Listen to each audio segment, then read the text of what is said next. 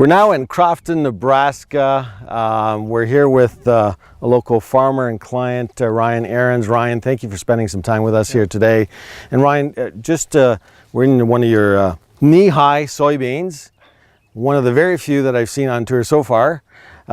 We did see some in Missouri, but you know what? The last couple years I've seen a lot of knee-high beans or higher, so this is not what we've seen on the tour so far. Now as we get into Minnesota, Iowa, we may see that as the days go by, but this is a good looking soybean field. But tell me a little bit more about Nebraska and some of your issues with spring planting. Was it dry, wet? I would say we started out fairly wet. You know, in general, I don't think, maybe out west they were able to get in the fields when they were supposed to, but most of us on the eastern side, we were a little bit later. I don't think most of it got 10 days or 2 weeks. I don't think most of it got planted too much later. I mean, there's spots. Right. But, so this was planted when? This was planted probably around the 7th or 8th of May. I just certified, so I know that Dolores had the dates wrote down. In fact, we finished it on Mother's Day. Okay.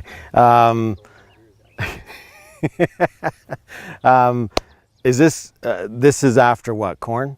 Yes. Yep. This is beans on corn. Okay. Yep. And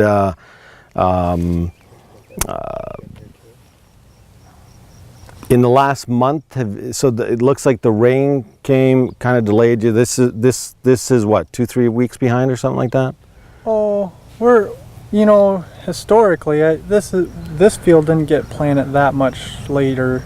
I mean, we got this planted a good time. Okay. It didn't get planted early when we wanted to, because I do believe that we get better yields when we get them planted early. But ideal window probably what, May 1st?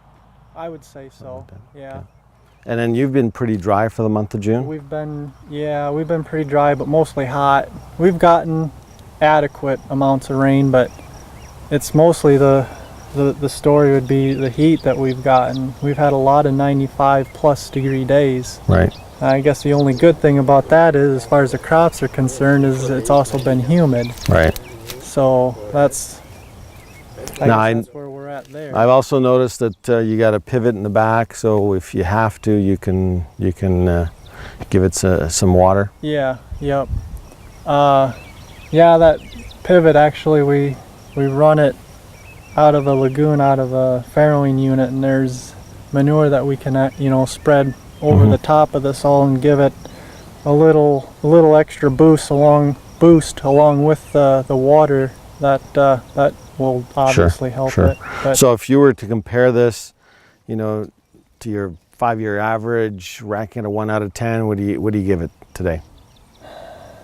I would say this is probably just average. Average. I would say. Okay. I don't think so a it's, 6. Yeah. Something like that. Okay. I suppose I don't think there's anything spectacular about it, and there's certainly nothing wrong with it. Right. But it has still a lot of potential. Yeah. We've got at least a lot good sub-moisture, but we're a little bit behind on planting, but not outside of the optimal time periods, I don't think. So now I don't see any weed pressure. You've been spraying, so that looks good. No, some guys have been complaining about that, but you don't see any crop stress at all from the heat?